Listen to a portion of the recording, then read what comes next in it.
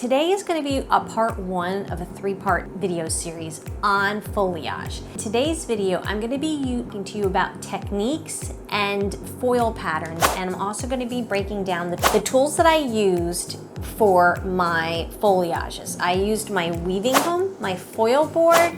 I will be using Schwarzkopf Blondme 9+, and I promise by the end of this, you're gonna have a better understanding to give you a little bit more confidence as you're working through your foliages. What's up, guys? I'm Maureen Moody, and I'm the Curious Stylist, and I wanna build your confidence in your career through education and science. So if you're curious, stick around. So let's start where we should all start, with the lightener. I am using Blondme 9+ and 7 volume, and I am doing a 1 to 1.5 ratio, so 30 grams of lightener and 45 grams of 7 volume, and I'm starting in the front. So now I am using the vellum, the Baby Lights foil comb in the very front, and I am cutting that foil in half.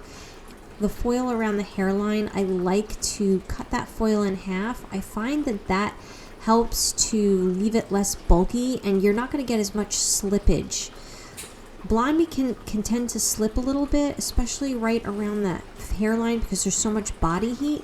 So cutting that foil in half is going to really help to keep it staying put, at least the first foils around the hair. As I'm working the front hairline, I did my first little baby lights in the front, and now the next 2 foils are going to be back-to-back slices with back combing. It's going to help diffuse the slice and give it a more natural appearance.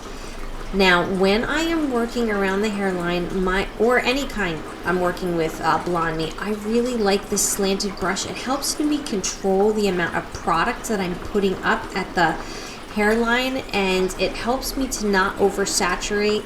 This is one of the key tips that I love about when I work with Blondme. It's to help protect me so I don't oversaturate and cause bleeding. I knew this foil pattern was going to take me at least an hour and a half to apply, so that is why I am starting with 7 volume in the front, because I know that this is going to lift beautifully when I've given it enough time. And here you can see my foil pattern. Top of the head, I used the Baby Lights and the Large Vellen Comb.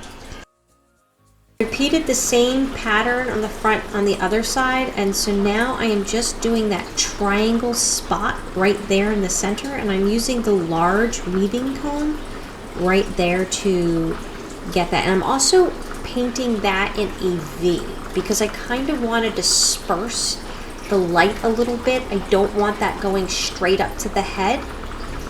The next one, I'm just taking my time and I'm bringing that a little further down. It's going to be another V section to give brightness towards the ends, but I want to keep a little bit of depth closer to her scalp.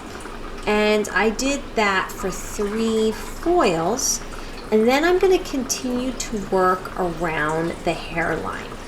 It's important to get that hairline in first, especially when you're using 7 volume with Blondme. My girl Summer is a natural level 7, so I can use 7 volume, and she didn't have a whole lot of pheomelanin, which is your underlying pigment, to fight through.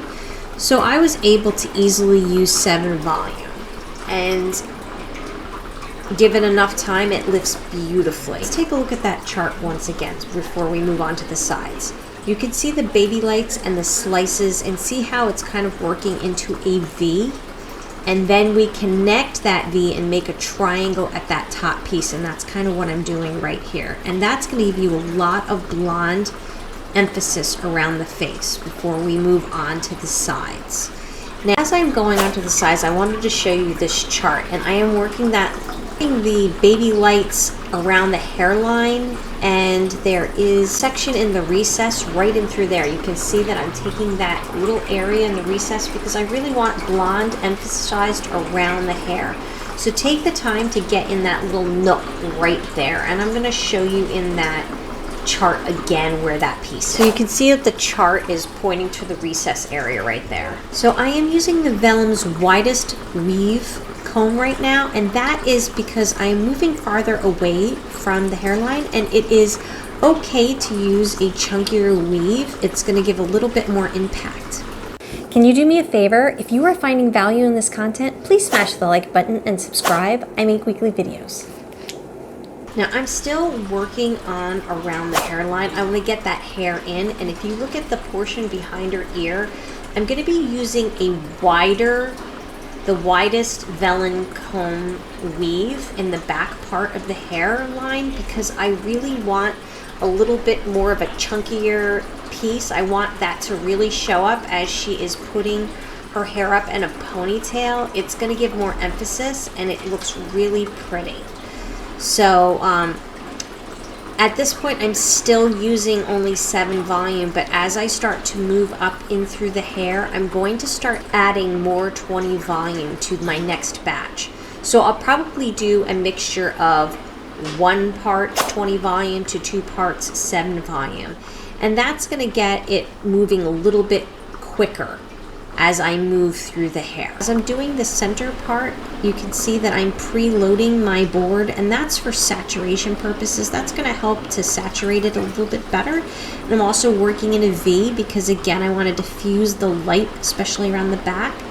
Now I'm moving on to my chunkier weave foil comb. I love this comb. And again, I'm just taking my time. I'm making sure that I saturate really well, but I'm not oversaturating at the root, and I'm putting a lot more in the mid sections and the ends. A foliage back section pattern. And as you can see, there's these zigzag patterns. That is where I zigzagged through the hair and I back comb. Now, a pro tip here is if you're going to do this, you should probably go for a 20 volume when you are working with this. So for this particular section, you're going to have another bowl of lightener, and that bowl is going to be 20 volume.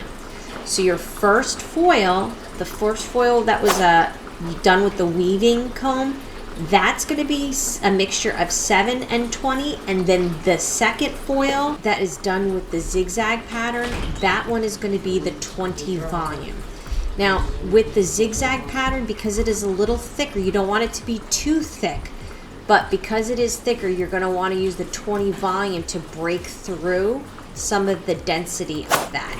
So now that I've worked all of the back foils, I have to start working on the sides of the head, and I'm moving across in a diagonal patterns using my big chunky weave comb, and I'm also doing the zigzag patterns to give a lot of brightness and emphasis, and I'm working these in that V section. This part of the head is perfect for the chunky highlights and the zigzag weaves to add that emphasis, because you want some strength and you want to see bold pieces throughout the hair, and this is where you can actually place those pieces.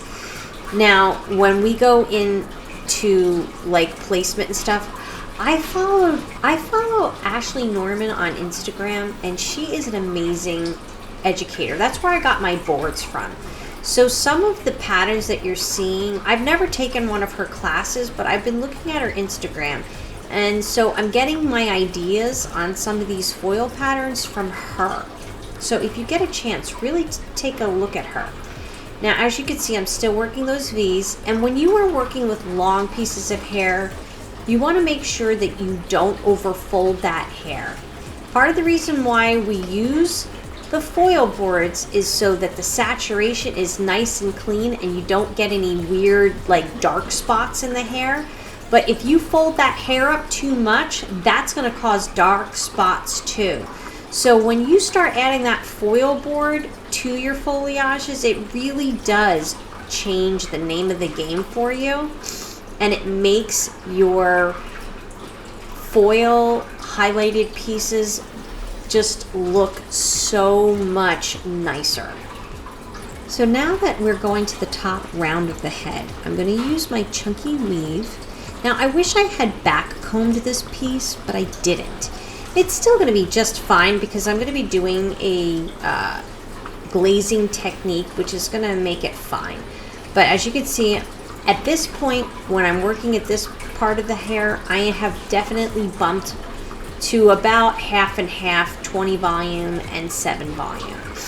And I am also making sure that when I back home, I'm definitely leaving enough hair in these sections where the lightener can penetrate through. I did preload that section, and that is really going to help with saturation.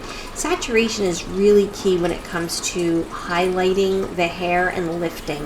If you don't have a lot of product in that area, it's still not going to lift like it needs to.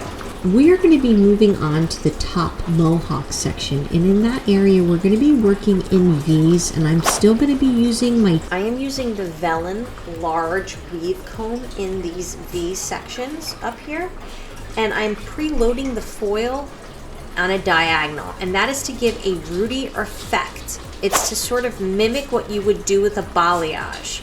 I'm also doing thinner zigzags in this area, and I'm shifting it a little bit lower. So I apply the lightener in a diagonal, and I get a little closer to the scalp with the first foil. This particular foil, I go a little higher up, and then I put that foil underneath. So I'm not, I wish I had extra long foils, but I don't. And in this area, I'm weaving, but I'm bringing it not quite as high up. So it's bringing brightness closer to the ends and not, it's giving more rooty effect. So I'm just going to mimic both sides. I'm going to do the same exact thing on the other side. In part 2 of this video series, you're going to see the lowlights and a little added trick that helps to up this foliage game. And in part 3, I'm going to give you some of my favorite glazing secrets for a beautiful root smudge for your foliage. So here are some of her before pictures. She had a typical highlight and a little bit of some warmth that she didn't really care for. And this is her after. It's definitely got its pops of color, but it's more blended at the root and smudgier. I am so excited about these techniques, and I would love to hear if you found this to be helpful. So if you end up using some of these foil patterns, please let your girl know in the comments below.